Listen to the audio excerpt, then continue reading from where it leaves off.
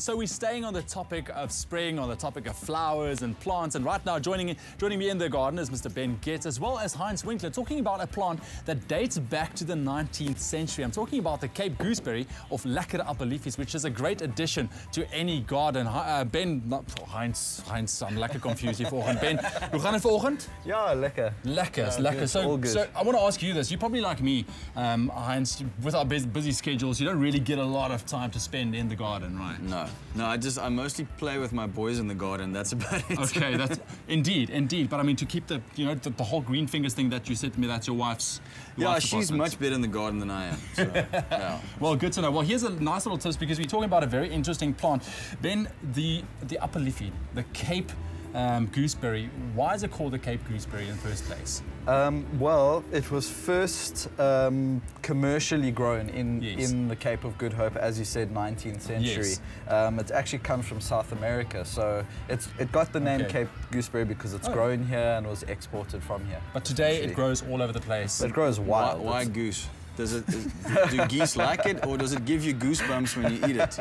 A bit of both. Okay. No, I'm sure that the geese like it as well.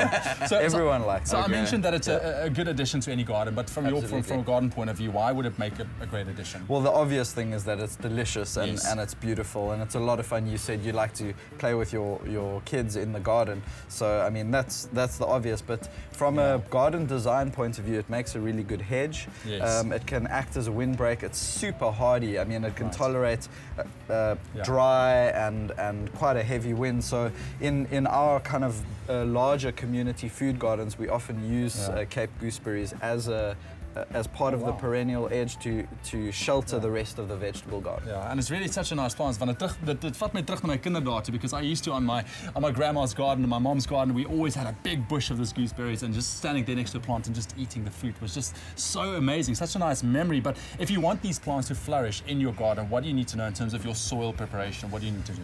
Well, it's another great plant in the garden because it practically grows itself. I mean, it needs draining soil. It doesn't need fertilizer. Yeah. So like a sandy soil, for example, in Cape Town, it grows, and as we said, Cape gooseberries, it grows so easily here.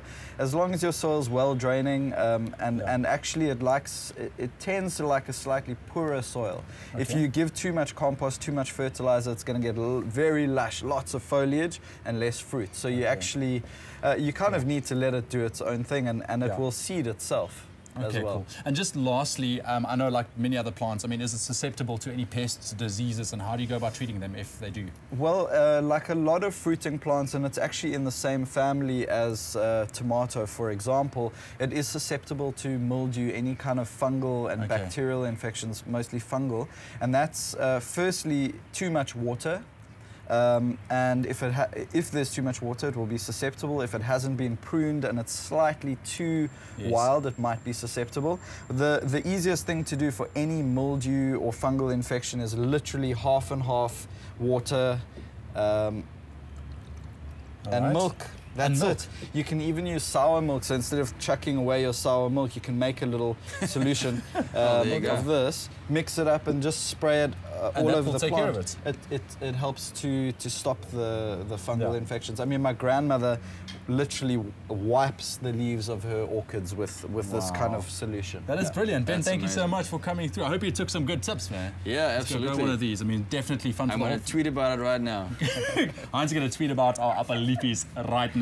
Okay, so a little bit later, we're going to take a quick break. After the break, we're coming back. We're actually cooking with gooseberries. You don't want to miss it. Stay tuned.